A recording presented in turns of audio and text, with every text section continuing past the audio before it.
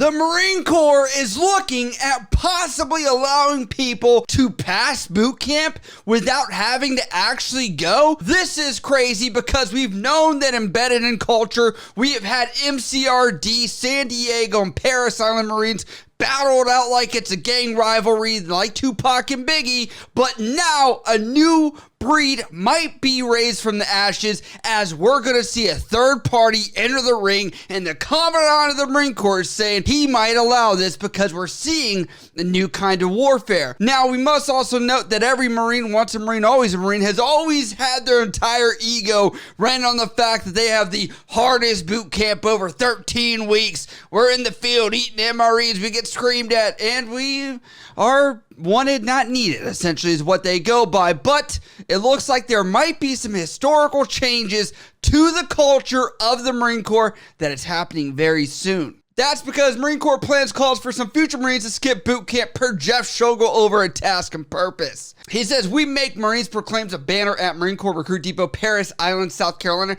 summarizing the service's ethos that recruits have to prove that they have mental and physical toughness to serve in the Corps by surviving boot camp. By the time men and women receive their Eagle Globe and Anchor, they have proven that they have the physical and mental toughness to earn the coveted title of Marine. He continues to cite Commandant of the Marine Corps General Berger, says exceptionally talented Marines are what they want to be able to bypass the Corps traditional rites of passage and begin serving at a rank appropriate to their education, experience, and ability. I have to make a huge annotation here. The Marine Corps is probably the branch that respects this delineation between enlisted, officer, each rank. It is so regimented. To even break that, I think, would be interesting, because we're going to talk about, obviously, that very much is the idea that every Marine is an infantryman and is embedded with that knowledge and skill. The Marine Corps respects the E3 rank enough to say there's leadership that needs to be developed from E2 to E3, that no one can even make E3 from going to ROTC, college education, any of the other things that other services allow, or God forbid the Army, which says if you have a bachelor's degree, we're giving you E4. That might be changing, as it looks like the Marine Corps needs some very critical skills. It says Berger's radical new talent management calls for allowing civilians with critical skills to be able to join the Marine Corps laterally as opposed to starting at the very bottom as new recruits. He's going to quote saying, "As a result of the significant lead time necessary to build expertise, we are unable to respond quickly to changes in the security environment that demand urgent course corrections," Berger wrote in his plan, which was first made public on November 13th.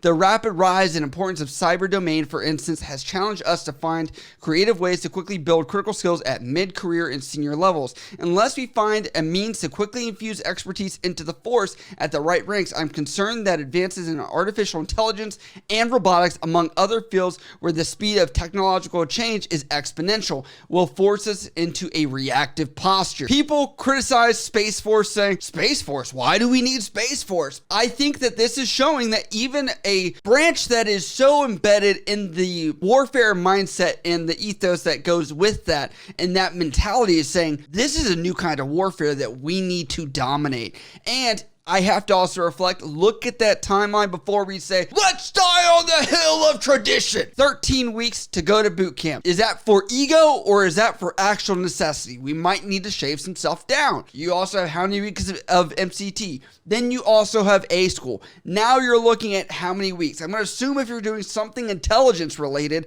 it's going to be like a year easily that you could be doing this. Is that year a critical amount of time to make sure we were fulfilling these critical spots that the Marine Corps needs? How are we going to incentivize people to cross over and possibly take that, especially as we've seen a lot of this intelligence trying to be pushed over to the Space Force, as there have been openings available for now every branch in this specific community of cybersecurity. He also wrote that Marines no longer on active duty who now have, quotations, critical career experience should be able to return to service at a higher rank. For example, I can envision a Marine who left active duty as a captain or corporal rejoining our ranks as a lieutenant colonel or gunnery sergeant, respectively, after spending 5 to 7 years working in a cyber or IT field where the service currently lacks capacity, Berger wrote, with the right education and experience, that same corporal might also be eligible to return as a mid-grade or senior officer. He then continues to say the new talent management plan could involve a cultural shift in how the Marine Corps attracts best possible. So not only are we looking at the disparity of East Coast, West Coast Marines that go to boot camp, even if that's a necessity,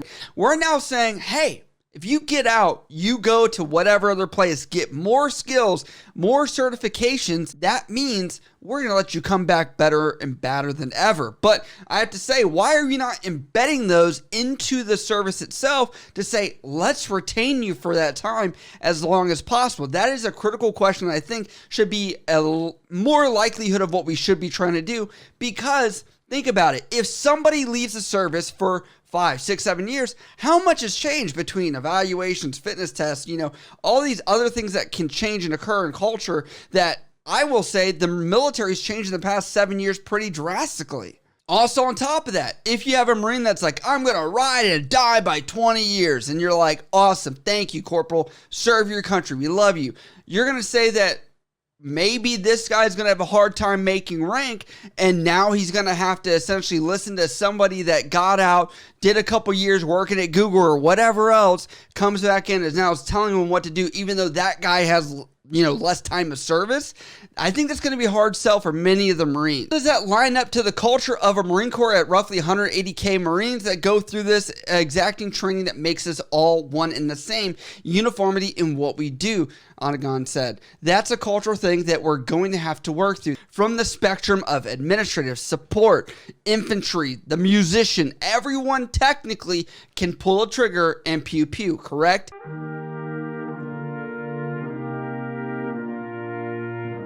And that is a fundamental thing that has really led the Marine Corps to be where it's at and be a lethal fighting force. What's next? Navy SEALs, you don't have to go to basic underwater demolition school anymore. If you have a technical skill, we're going to work on that. And this brings a big deciphering factor between the Navy, between the Marine Corps, and all these other branches. As Marines, if you ask them what they do, they'll tell you they're a Marine. They're not going to be like, I'm a motor T operator. They know damn well no one knows what that is, and it's not the most prideful thing along with admin or supply.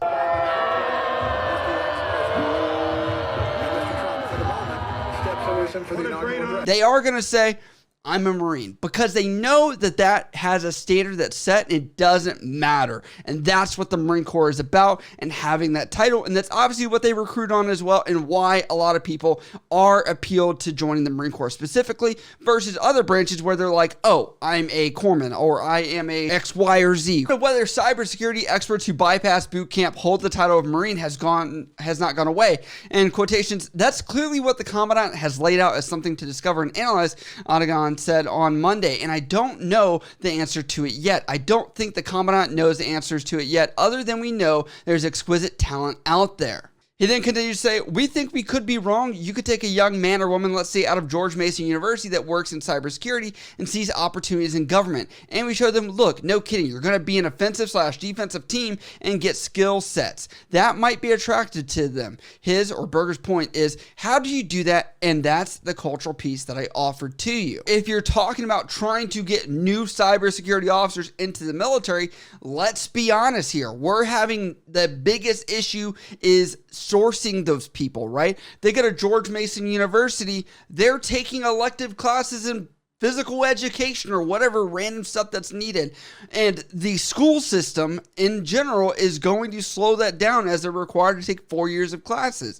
Now, is there a way that we could accelerate people through these programs? I'm sure we could. They're going to have to incentivize people to take this or do some kind of scholarship if they're looking to do that. This could open more opportunities for Marines currently in the service looking to go into cybersecurity. We should see more opportunity and availability within the ranks if we're looking to expand upon that, as they could have some institutional knowledge that could allow this structure to continue to build as we go into this new cybersecurity domination. At the same time, I know that the criticism from this is going to be that Marines are going to be degraded from the title of Marine because of that. I will also tell you, this is not the only time we've seen this in the military. We have seen in other branches, such as the Navy, for example, there are people with professional degrees that do have different versions of boot camp that do come at different ranks. I'll give the Navy as an example. For the medical field, right? There are surgeons that joined the military during OIF, OEF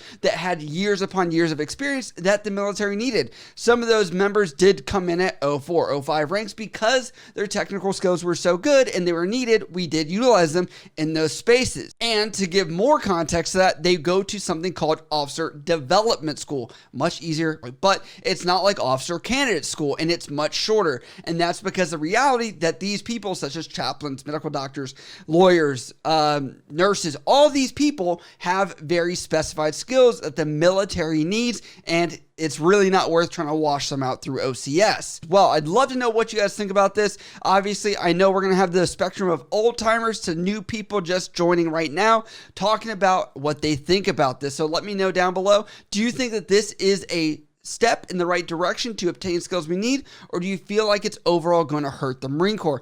As always, if you guys support the channel, you can support over at patreon.com for special perks and benefits. On top of that, you also support over at the YouTube join button below this video for special perks and benefits here on YouTube. As always, if you guys have questions about this or anything else, you can always hit me up on Instagram, Snapchat, Twitter, down in the comments below. I love you guys. I'll see you next time.